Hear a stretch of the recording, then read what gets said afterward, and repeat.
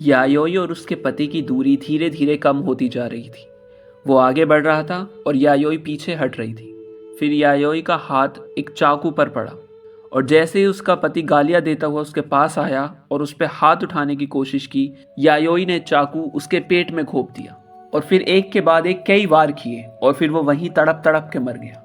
अब वो एकदम सन्न रह गई, उसे समझ नहीं आ रहा कि वो क्या करे। उसके बाद उसने कुछ ऐसा किया जिसकी कोई कल्पना भी नहीं कर सकता था। कहानी शुरू होती है यायोई नाम की लड़की से जो एक नॉर्मल लाइफ जी रही थी। उसका पति काम पर जाता था, शाम को लौट आता था। दोनों साथ बैठकर खाना खाते, हंसी मजाक करते और रात को सो जाते। यायोई को बड़े सपने नहीं चाहिए थे। उसे बस इतना चाहिए था कि घर में शांति रहे और कोई हो जिससे वो दो बातें कर सके। लेकिन धीरे धीरे चीजें बदलने लगी। उसका पति कभी कभी देर से आने लगा। यायोई पूछती तो वो कह देता कि काम ज्यादा था। फिर ये कभी कभी रोज का हो गया। अब वो हर दिन देर से आने लगा। यायोई खाना बनाकर रखती, इंतजार करती रहती, लेकिन खाना ठंडा हो जाता। वो दरवाजे की आवाज सुनने के लिए जागती रहती, लेकिन जब वो आता तब तक उसके अंदर की सारी एनर्जी खत्म हो चुकी होती। फिर एक दिन यायोई ने अपने पति के कपड़ों में एक अलग से खुशबू महसूस की। वो खुशबू उसके घर की नहीं थी। उसने कुछ नहीं कहा, बस चुपचाप उस कपड़े को तय करके वापस रख दिया। लेकिन उस दिन के बाद उसके मन में एक सवाल बैठ गया। उसने ध्यान देना शुरू किया। उसका पति अब घर में रहते हुए भी घर में नहीं रहता था। फोन पर बात करता, लेकिन जैसे ही यायोई उसके पास आ जाती तो वो चुप हो जाता। कभी कभी मुस्कुराता भी, लेकिन वो मुस्कान यायोई के लिए नहीं थी। यायोई के मन में अब शक बढ़ रहा था, लेकिन उसके पास हिम्मत नहीं थी कि वो सीधा सवाल कर ले। उसे लगता था कि अगर सच सामने आ गया तो क्या होगा। उसका घर टूट जाएगा, लोग क्या कहेंगे, वो अकेली कहाँ रहेगी, कैसे रहेगी। इसीलिए उसने खुद को ही समझा लिया कि शायद वो ज्यादा सोच रही है। उसने चुप रहना आसान समझा, क्योंकि सच सुनने से ज्यादा डर उसे इसी बात का था। धीरे धीरे उसके पति का व्यवहार और बदल गया। पहले वो बात करता था, अब सिर्फ आदेश देने लगा कि खाना दे, पानी ला, ये क्यों नहीं किया, वो क्यों नहीं किया, बस यही सब। अगर यायोई कुछ पूछती भी तो वो चिढ़ जाता और कहता कि हर बात में बोलना जरूरी है क्या तेरा। अब वो उसे पत्नी की तरह नहीं, घर के काम करने वाली की तरह देखने लगा था। फिर एक दिन खाने बनने में थोड़ी देर हो गई तो उसके पति को गुस्सा आ गया। बिना कुछ सोचे समझे उसने यायोई को थप्पड़ मार दिया। उस पल यायोई बस खड़ी रह गई। उसे समझ ही नहीं आया कि ये क्या हुआ। उसने अपने गाल पर हाथ रखा और बिना कुछ बोले रसोई में चली गई। उस दिन के बाद ये एक बार की बात नहीं रही। अब जब भी उसका पति गुस्से में होता वो हाथ उठा देता, कभी थप्पड़ कभी धक्का मार देता, और हर बार यायोई चुप रहती। वो लड़ना नहीं चाहती थी, क्योंकि उसे पता था कि लड़ाई और बढ़ जाएगी। धीरे धीरे ये सब उसके लिए एक आदत जैसा हो गया, जैसा ये सब होना ही है। पैसों की हालत भी खराब होने लगी थी। उसका पति जुआ खेलने लगा, शराब पीने लगा, घर का खर्च चलाना मुश्किल हो रहा था। यायोई खुद भी काम करती थी, लेकिन उसके पैसे भी उसके पति के हाथ में चले जाते थे। अगर वो कुछ कहती तो वही गुस्सा, फिर वही झगड़ा। इसलिए उसने कहना भी बंद कर दिया। अब उसकी जिंदगी बस एक जैसे चल रही थी। सुबह उठो, काम पर जाओ, वापस आओ, घर का काम करो, डांट सुनो और फिर सो जाओ। कोई खुशी नहीं थी, कोई उम्मीद नहीं थी, बस दिन निकल रहे थे। वो कभी कभी सोचती थी कि क्या यही जिंदगी है, लेकिन फिर खुद को समझा लेती थी कि शायद सब ठीक हो जाएगा। और फिर एक दिन यायोई काम से घर आई। घर में सन्नाटा था। उसका पति अभी तक नहीं आया था। वो समझ गई कि वो फिर बाहर है। वो चुपचाप बैठ गई और इंतजार करने लगी। यायोई उसी तरह बैठी थी जैसे वो हर रात बैठती थी। कमरे में हल्की रोशनी थी और घड़ी की आवाज साफ सुनाई दे रही थी। उसने एक बार फिर दरवाजे की तरफ देखा, फिर नजर झुका ली। काफी देर बाद जोर से दरवाजा खुला। उसका पति लड़खड़ाते हुए अंदर आया। वो नशे में ठीक से चल भी नहीं पा रहा था। जैसे ही वो अंदर आया उसने एक बार भी यायोई की तरफ नहीं देखा। सीधा अंदर आया और कुर्सी पर बैठ गया। यायोई उठी, चुपचाप रसोई में गई और खाना गर्म करने लगी। ये सब वो बिना सोचे करती थी, जैसे ये उसके शरीर की आदत बन चुका हो। उसने खाना प्लेट में रखा और उसके सामने रख दिया। उसका पति बिना कुछ कहे खाने लगा। कुछ निवाले खाए, फिर अचानक उसका चेहरा बिगड़ गया। उसने प्लेट को थोड़ा सा धक्का देकर कहा, यायोई ने कहा मैं अभी गर्म कर देती हूँ, लेकिन उसने हाथ से इशारा किया कि रहने दे। कुछ पल शांति रही। फिर यायोई ने हिम्मत करके पूछा, इतनी देर तक कहाँ थे। उसने सिर उठाया और कहा, तुझे क्या मतलब है। वो बोली कि मैं तो ऐसे ही पूछ रही थी। वो कुर्सी पर पीछे झुक गया और चिल्लाकर बोला, हर बात में पूछना जरूरी है तुझे? यायोई ने नजरें झुका ली और कहा, मैं बस जानना चाहती थी। वो अचानक सीधा बैठ गया और कहा, जानना चाहती थी? तू कौन होती है पूछने वाली? यायोई ने पहली बार सीधा उसकी तरफ देखा और कहा, मैं तेरी पत्नी हूँ। बस यही बात उसके पति को चुभ गई। वो खड़ा हो गया, कुर्सी पीछे खिसक गई और कहा, पत्नी है? तू अपने आप को समझती क्या है? तू बस इस घर में रहने वाली नौकरानी है, समझी? ज्यादा मत बोल। यायोई बोली, अगर मैं कुछ नहीं हूं तो फिर मैं यहाँ क्यों हूं? ये सुनकर वो और भड़क गया। उसने हाथ उठाया और यायोई के गाल पर जोरदार थप्पड़ मारा। वो गिरते गिरते बची और उसने दीवार का सहारा लिया और खड़ी रही। उसका पति अब भी बोल रहा था, ज्यादा बोलने लगी है तू। यायोई ने इस बार अपने गाल को नहीं छुआ, वो बस उसे देखती रही। फिर वो बोला, तुझे लगता है कि तू खास है? बाहर जिनके साथ घूमता हूं ना मैं, वो तुझसे कहीं बेहतर है। यायोई कुछ पल के लिए बिल्कुल चुप हो गई। उसने कुछ नहीं कहा, बस खड़ी रह गई। उसे लगा जैसे अब सब कुछ खत्म हो गया हो। फिर यायोई बोली, तो फिर वहीं रह लिया करो ना। ये बात सुनते ही उसका पति उसके और पास आ गया। उसने उसका हाथ पकड़ लिया और कहा, मुझसे ऐसे बात करेगी तू? उसने यायोई को धक्का दिया और वो रसोई के पास जाकर गिर गई। अब दोनों के बीच दूरी बहुत कम थी। उसका पति आगे बढ़ रहा था और यायोई पीछे हट रही थी। उसके हाथ पीछे की तरफ टकराए। रसोई का चबूतरा था, वहीं पास में एक चाकू रखा था। यायोई का हाथ उसी पर टिक गया। उसने चाकू पकड़ा और बस खड़ी रही। उसका पति अभी भी उसकी तरफ बढ़ रहा था, कुछ बोल रहा था, गालियां दे रहा था। उसने जैसे ही हाथ उठाया मारने के लिए, यायोई ने चाकू उसके पेट में घोंप दिया और फिर एक के बाद एक कई वार किए जब तक उसका पति जमीन पर नहीं गिर गया। यायोई ने देखा तो वो मर चुका था। कमरे में सिर्फ यायोई की सांसों की आवाज थी। वो तेज तेज सांस ले रही थी। उसका हाथ अब भी चाकू पकड़े हुए था। कुछ पल तक वो वहीं खड़ी रही, जैसे समझने की कोशिश कर रही हो कि अभी क्या हुआ। फिर उसने धीरे धीरे पीछे कदम रखा। उसकी पीठ दीवार से लग गई। उसने चाकू को देखा, फिर सामने देखा। घड़ी की आवाज फिर से सुनाई देने लगी। यायोई ने अपने हाथ को देखा, वो कांप रहा था। वो धीरे धीरे नीचे बैठ गई। उसकी नजर सामने ही थी। अब उसे समझ आने लगा था कि उसने क्या कर दिया है, लेकिन उस पल वो रो भी नहीं रही थी, बस बैठी थी और देख रही थी। कुछ देर के बाद उसने खुद को संभालने की कोशिश की। वो धीरे धीरे उठी। उसके पैर ठीक से साथ नहीं दे रहे थे, लेकिन फिर भी वो खड़ी हो गई। उसने एक बार चारों तरफ देखा। वो समझ ही नहीं पा रही थी कि अब करना क्या है। बाहर जाना है, किसी को बुलाना है, या खुद ही कुछ करना है। दरवाजे तक गई, लेकिन उसे खोला नहीं। फिर वापस आ गई और वहीं खड़ी रह गई।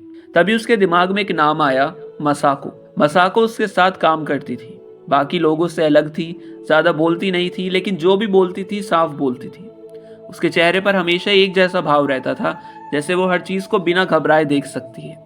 यायोई की उससे अच्छी दोस्ती थी और उसे लगा कि अगर किसी को बुलाना है तो वही है। उसने कांपते हाथों से उसे फोन किया और कहा कि मुझे मदद चाहिए। मसाको ने ज्यादा सवाल नहीं किए और बस पूछा कि घर पर है? यायोई ने कहा, हाँ घर पे ही हूँ। फिर मसाको ने कहा, मैं आती हूँ, और फोन काट दिया। कुछ देर बाद दरवाजे पर हल्की सी दस्तक हुई। यायोई तुरंत उठी और दरवाजा खोला। मसाको सामने खड़ी थी। उसके चेहरे पर कोई घबराहट नहीं थी, जैसे वो पहले से जानती हो कि अंदर क्या है। वो अंदर आई। उसने एक बार कमरे में चारों तरफ देखा। उसकी नजर सीधे वहीं गई जहां सब हुआ था। वो कुछ सेकंड तक चुप रही। फिर उसने यायोई की तरफ देखा और पूछा कि कैसे हुआ। यायोई के पास कोई जवाब नहीं था। उसने कुछ शब्द कहे, लेकिन वो पूरी तरह बोल नहीं पा रही थी। मसाको ने उसे बीच में ही टोक दिया और कहा कि अब हमें सोचना होगा कि आगे क्या करना है। ये बात यायोई के दिमाग में अटक गई। अब उसे समझ आया कि वो अकेली नहीं थी। फिर वो बोली, अगर ऐसा ही रहा तो सुबह तक सब पता चल जाएगा। यायोई ने कहा, तो क्या करें? मसाको बोली, इसे यहाँ नहीं रहना चाहिए। अगर इसे ऐसे ही छोड़ दिया तो हम बच नहीं पाएंगे। इसे हटाना होगा। यायोई ने उसकी तरफ देखा और कहा, कैसे? मसाको ने कहा, काट कर। यायोई कुछ पल तक कुछ नहीं बोल पाई। उसका दिमाग इस बात को पकड़ नहीं पा रहा था, लेकिन वो ये भी समझ रही थी कि अब पीछे जाने का कोई रास्ता नहीं है। मसाको बोली, अगर करना है तो अभी करना है। जितनी देर करेंगे उतना मुश्किल होगा। यायोई ने धीरे से सिर हिलाया। मसाको ने रसोई की तरफ देखा। उसने चाकू, दराती और जो भी चीज काटने में मदद कर सकती थी अपने साथ ले आई और लाश के टुकड़े करने शुरू कर दिए। यायोई उसके साथ थी, लेकिन उसके हाथ कांप रहे थे। वो हर चीज धीरे धीरे कर रही थी, जैसे उसका शरीर साथ नहीं दे रहा हो। धीरे धीरे वो दोनों उस काम में लग गई जिसे वो कुछ देर पहले सोच भी नहीं सकती थी। समय का पता ही नहीं चला। घड़ी चल रही थी, लेकिन किसी ने उसे देखा नहीं। काम करते करते एक समय ऐसा आया जब यायोई ने महसूस किया कि उसका डर थोड़ा कम हो गया है। वो अब भी कांप रही थी, लेकिन पहले जैसा नहीं। मसाको हर चीज को हिस्सों में बांट कर देख रही थी। उसके लिए ये एक काम था जिसे पूरा करना है। काफी देर बाद जब सब हो गया तो दोनों कुछ देर के लिए बैठ गई। मसाको ने कहा, अब अगला काम है इसे बाहर ले जाना और अलग अलग जगह पर रखना होगा। एक ही जगह पर रखेंगे तो मिल जाएगा। फिर दोनों उठी। उन्होंने सब चीजों को ध्यान से तैयार किया। अब उनके बीच कम बात हो रही थी, जैसे दोनों समझ गई थी कि करना क्या है। रात और गहरी हो गई थी। बाहर सड़कों पर सन्नाटा था। दोनों घर से निकली। हाथों में वो सब था जो उनके लिए सिर्फ चीजें बन चुका था। पहली जगह पर पहुंचकर उन्होंने चारों तरफ देखा, कोई नहीं था। उन्होंने एक पैकेट वहां रख दिया, फिर दूसरी जगह, फिर तीसरी जगह, और फिर जब सब हो गया तो दोनों कुछ देर के लिए चुप वहीं खड़ी रही। फिर मसाको ने कहा, अब घर चलते हैं। घर पहुंचकर दोनों अंदर आई। कमरा अब साफ था, जैसे कुछ हुआ ही नहीं। मसाको ने एक बार चारों तरफ देखा और कहा, अब कुछ दिन शांत रहना और ध्यान रहे छोटी सी गलती भी नहीं होनी चाहिए। फिर वो चली गई। दरवाजा बंद हो गया। यायोई वहीं खड़ी रह गई। वो धीरे धीरे उसी जगह बैठ गई जहां कुछ देर पहले सब हुआ था। अब वहां कुछ नहीं था, सब साफ था, सब शांत था, लेकिन उसके दिमाग में सब कुछ अभी भी चल रहा था। और अब उसे पहली बार यह एहसास हुआ कि अब ये बात सिर्फ एक रात की नहीं रहने वाली थी। उस रात के बाद कुछ दिन ऐसे गुजरे जैसे कुछ हुआ ही नहीं था। बाहर से सब नॉर्मल दिख रहा था। यायोई रोज की तरह काम पर जा रही थी, लोगों से मिल रही थी। मसाको भी वहीं थी। वो भी हमेशा की तरह शांत थी, जैसे कुछ बदला ही नहीं हो। दोनों की नजर कभी कभी मिलती, लेकिन कोई कुछ नहीं कहता था। दोनों समझ रही थी कि क्या हुआ है, लेकिन उसके बारे में बात करना जरूरी नहीं था। कुछ दिन तक सब ठीक चला। किसी ने कुछ नहीं कहा। घर भी साफ था, काम भी चलता रहा। यायोई को एक पल के लिए लगा कि शायद सब संभल गया है, लेकिन ये ज्यादा दिन नहीं चला। एक सुबह जब वो काम पर पहुंची तो लोग आपस में कुछ बात कर रहे थे कि सुना है शहर के अलग अलग जगहों पर कुछ मिला है। दूसरा बोला कि हाँ, पुलिस आई थी सुबह। यायोई के हाथ एक पल के लिए रुक गए। उसने सिर उठाया, लेकिन कुछ बोली नहीं। मसाको भी पास ही खड़ी थी। उसने भी ये बात सुनी, लेकिन उसके चेहरे पर कोई बदलाव नहीं आया। दिन भर धीरे धीरे बातें फैलने लगी। अब लोग खुलकर बात करने लगे थे। कोई कह रहा था कि ये कोई बड़ा मामला है, कोई कह रहा था कि शायद कोई पागल आदमी कर रहा है। हर किसी के पास अपनी कहानी थी। यायोई चुपचाप सुनती रही। उसका दिल तेज चल रहा था, लेकिन उसने अपने चेहरे पर कुछ नहीं आने दिया। काम के बाद जब वो बाहर निकली तो मसाको उसके साथ आई। दोनों कुछ दूर तक बिना बोले चली। फिर मसाको ने कहा, डरने की जरूरत नहीं है, हमने सब सोच समझ कर किया था। यायोई ने कुछ नहीं कहा, लेकिन उसके अंदर थोड़ा संतुलन आया। लेकिन उसकी असली परेशानी अभी बाकी थी। कुछ दिन बाद काम की जगह पर एक और औरत ने बात छेड़ी। उसने कहा, पुलिस पूछताछ कर रही है, आसपास के लोगों से भी बात कर रही है। ये सुनकर कई लोग घबरा गए। सब अपने अपने अंदाजे लगा रहे थे। यायोई का दिल फिर से तेज हो गया। उस दिन शाम को मसाको ने उसे अलग बुलाया और कहा, अब हमें और सावधान रहना होगा। सबसे बड़ा खतरा गलती से हो सकता है। अगर तू नॉर्मल रहेगी तो कोई शक नहीं करेगा। उसकी बात में एक अजीब सा भरोसा था, लेकिन अब एक और चीज बदलने लगी थी। यायोई के अंदर जो डर था वो धीरे धीरे कम हो रहा था। उसकी जगह एक खालीपन आ रहा था। अब वो पहले जितना नहीं डरती थी। वो सोचती थी, जो होना था वो हो गया, अब बस आगे देखना है। एक दिन काम के बाद मसाको ने उससे पूछा कि पैसों की हालत कैसी है। यायोई ने कहा, बड़ी मुश्किल से गुजारा हो रहा है। मसाको बोली, अगर तुझे मौका मिले तो क्या तू वही काम फिर करेगी? यायोई ने उसकी तरफ देखा और बोली, अगर जरूरत पड़े तो शायद। ये जवाब सुनकर मसाको ने हल्का सा सिर हिलाया। उस दिन के बाद उन दोनों के बीच एक नया समझौता बन गया। अब वो सिर्फ एक घटना से जुड़े लोग नहीं थे। अब वो दोनों ये समझ चुकी थी कि वो क्या कर सकती थी। कुछ समय बाद मसाको के पास एक आदमी आया। उसे किसी को मरवाना था। मसाको ने तुरंत कोई जवाब नहीं दिया। उसने पहले सोचा, फिर यायोई से बात की और कहा कि एक काम आया है। यायोई ने पूछा, कैसा काम? मसाको बोली, वैसा ही जैसा पहले किया था, लेकिन इस बार पैसों के लिए। यायोई ने कहा कि अगर पकड़े गए तो? मसाको बोली, तो फिर वही होगा जो सबके साथ होता है। यायोई के पास ज्यादा सोचने का समय नहीं था। उसने कहा, ठीक है। उस दिन के बाद उनकी जिंदगी ने एक नया मोड़ ले लिया।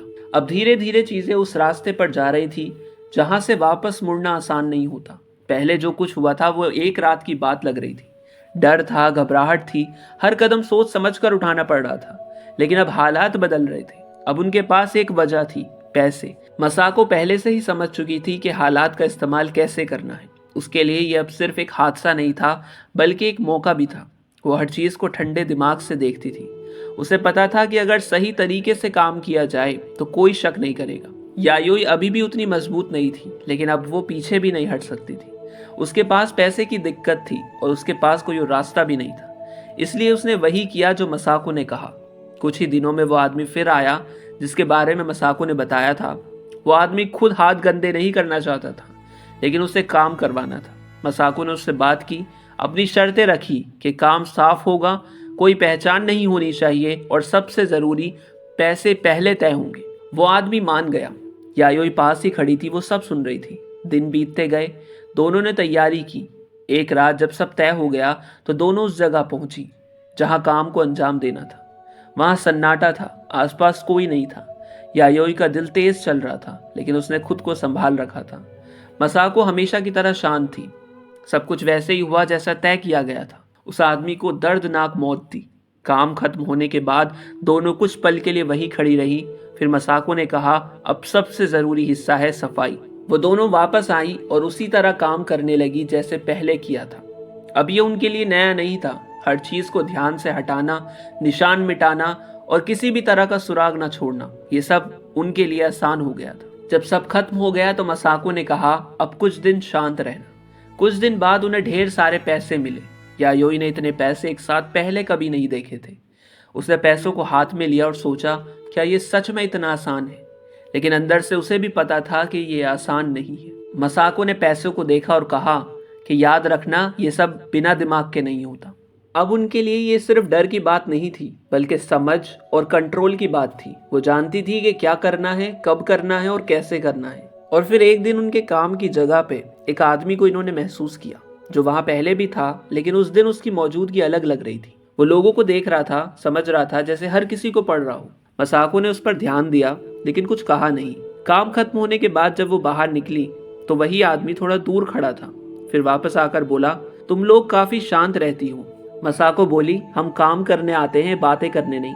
वो आदमी मुस्कुराया और कहा, सही है। यायोई ये सब देख रही थी। उसे उस आदमी में कुछ अजीब सा लगा, लेकिन वो समझ नहीं पाई क्या। अगले कुछ दिनों में वो आदमी फिर दिखने लगा, कभी दूर खड़ा, कभी पास से गुजरता हुआ। वो ज्यादा कुछ नहीं करता था, लेकिन उसकी मौजूदगी महसूस होती थी। फिर एक दिन उसने मसाको से कहा कि तुम समझदार हो। मसाको ने उसकी तरफ देखा और बोली, तुम्हें क्या चाहिए? वो आदमी थोड़ा हंसा और बोला, सीधी बात करती हूँ। अच्छा है, मुझे पता है तुमने क्या किया है। ये सुनते ही यायोई का दिल जोर से धड़कने लगा, लेकिन उसने अपने चेहरे पर कुछ नहीं आने दिया। मसाको बोली, समझ नहीं आया। वो बोला, समझ तो आ गया है, तुम मान नहीं रही हो। कुछ पल तक तीनों के बीच एक अजीब सी चुप्पी थी। फिर उसने कहा, डरने की जरूरत नहीं है, मैं बताने नहीं आया, काम की बात करने आया हूँ। मसाको ने पूछा, कैसा काम? वो बोला, वैसा ही काम जो तुम पहले कर चुकी हो। मसाको बोली, और अगर हमने मना कर दिया तो? वो आदमी मुस्कुराया और बोला, तो फिर मुझे बोलना पड़ेगा जो मैं जानता हूँ। अब बात साफ थी, ये सिर्फ काम का प्रस्ताव नहीं था, ये दबाव भी था। मसाको ने उसकी आंखों में देखा और कहा, तुम्हें क्या चाहिए? वो बोला कि काम सही होना चाहिए और समय पे होना चाहिए। मसाको ने कहा, ठीक है। यायोई ने उसकी तरफ देखा। उसे समझ आ गया था कि अब ये खेल पहले से अलग है। अब उनके सामने कोई ऐसा था जो उन्हें इस्तेमाल कर सकता था। उस दिन के बाद वो आदमी उनके साथ जुड़ गया, लेकिन वो सिर्फ काम नहीं करवा रहा था, वो उन्हें देख भी रहा था। हर बार जब वो मिलता, उसकी बातें अजीब होती थी। वो सीधे काम की बात नहीं करता था, बल्कि उनके बारे में बातें करता था। एक बार उसने यायोई से कहा, तुम पहले डरती थी, अब नहीं डरती। यायोई ने कुछ नहीं कहा। वो बोला, अच्छा है, डर कम होगा तो काम आसान होगा। उसकी बातें सीधी नहीं थी, लेकिन असर छोड़ती थी। मसाको भी समझ रही थी कि ये आदमी सिर्फ काम के लिए नहीं है, वो उनके दिमाग में घुसने की कोशिश कर रहा था। एक दिन उसने मसाको से अकेले में कहा, तुम अलग हो, बाकी लोगों जैसी नहीं हो। मसाको ने जवाब दिया, तुम भी वैसे नहीं हो जैसे बाकी लोग होते हैं। अब हर काम में एक नई बात जुड़ गई थी, सावधानी। पहले वो पुलिस से बचने की सोचती थी, अब उन्हें इस आदमी से भी संभल कर रहना था, क्योंकि वो सिर्फ बाहर से खतरनाक नहीं था, वो अंदर से भी खतरनाक था। धीरे धीरे ये साफ हो गया था कि वो आदमी सिर्फ काम नहीं करवाना चाहता था, वो कंट्रोल करना चाहता था। वो चाहता था कि सब कुछ उसके हिसाब से चले। लेकिन मसाको ऐसी नहीं थी जो किसी के नीचे काम करे। उसने ये बात महसूस कर ली थी। एक दिन जब वो आदमी फिर से आदेश देने के अंदाज में बात कर रहा था, तो मसाको ने उसे बीच में ही रोक दिया और कहा, हम काम करते हैं, लेकिन अपने तरीके से करते हैं। वो बोला, ठीक है, देखते हैं। उस दिन के बाद दोनों के बीच एक अजीब सा खेल शुरू हो गया। कोई खुलकर कुछ नहीं कह रहा था, लेकिन दोनों समझ रहे थे कि मामला कहाँ जा रहा है। यायोई बीच में थी। वो देख रही थी कि अब मामला सिर्फ पैसों या काम का नहीं है, अब ये भरोसे और शक के बीच का खेल बन गया है, और इस खेल में गलती की कोई जगह नहीं थी। एक रात काम के बाद जब वो तीनों अलग हो रहे थे, उस आदमी ने जाते जाते कहा, याद रखना, जो खेल शुरू हुआ है वो आसानी से खत्म नहीं होता। उसकी आवाज में कोई धमकी नहीं थी, लेकिन जो उसने कहा वो सीधा दिमाग में बैठ गया। यायोई घर लौटते समय चुप थी। उसके दिमाग में सब चल रहा था। अब उसे समझ आ गया था कि ये रास्ता सिर्फ एक तरफ जाता है। फिर एक दिन उस आदमी ने मसाको को अकेले मिलने के लिए बुलाया। जगह सुनसान थी, रात का समय था, आसपास कोई नहीं था। मसाको वहां पहुंची। वो आदमी पहले से ही वहां था। उसने मसाको को देखा और हल्का सा मुस्कुराया और बोला, तुम्हें पता है ना ये सब कब तक चलेगा? मसाको बोली, जब तक हम चाहेंगे। वो बोला, नहीं, जब तक मैं चाहूंगा। तुम सोचती हो तुम कंट्रोल कर रही हो, लेकिन सच ये है कि तुम अब इस खेल का हिस्सा बन चुकी हो। मसाको उसकी आंखों में देख रही थी और बोली, खेल में वही जीतता है जो आखिर तक खड़ा रहता है। वो आदमी बोला, अब अगला काम बड़ा होगा। मसाको बोली, अब कोई काम नहीं होगा। उसने कहा, क्या मतलब? मसाको बोली, मतलब साफ है, अब बस। वो बोला, तुम भूल रही हो, तुम्हारे पास कोई रास्ता नहीं है। मसाको बोली, रास्ता हमेशा होता है। वो बोला, तुम्हें लगता है कि तुम जीत जाओगी? मसाको बोली, मैं जीतने नहीं आई, खत्म करने आई हूँ। फिर उसने अपनी जेब से गन निकाली और सीधा उसके सिर में एक गोली मार दी और वह जमीन पे गिर गया। मसाको कुछ सेकंड तक वहीं खड़ी रही, फिर उसने चारों तरफ देखा और वापस मुड़ गई। यायोई घर पर थी। वो इंतजार कर रही थी। दरवाजा खुला तो मसाको अंदर आई। दोनों ने एक दूसरे को देखा। कोई सवाल नहीं पूछा क्योंकि जवाब दोनों को पता था। उसके बाद सब कुछ धीरे धीरे शांत हो गया। कोई नया काम नहीं हुआ, कोई नई बात नहीं हुई। जिंदगी फिर से नॉर्मल दिखने लगी। यायोई फिर काम पर जाने लगी, लोगों से मिलती, जवाब देती और चुप रहती। मसाको भी वैसी ही थी, शांत, स्थिर, जैसे कुछ हुआ ही नहीं। लेकिन अंदर दोनों जानती थी कि क्या हुआ है, और ये भी जानती थी कि वो अब पहले जैसी नहीं है। अब उनके बीच कोई वादा नहीं था, कोई योजना नहीं थी, बस एक समझ थी कि कुछ ऐसे रास्ते होते हैं जहां से वापस नहीं लौटा जाता। कहानी अच्छी लगी हो तो लाइक करना, चैनल को सब्सक्राइब करना और दोस्तों तक जरूर शेयर करना।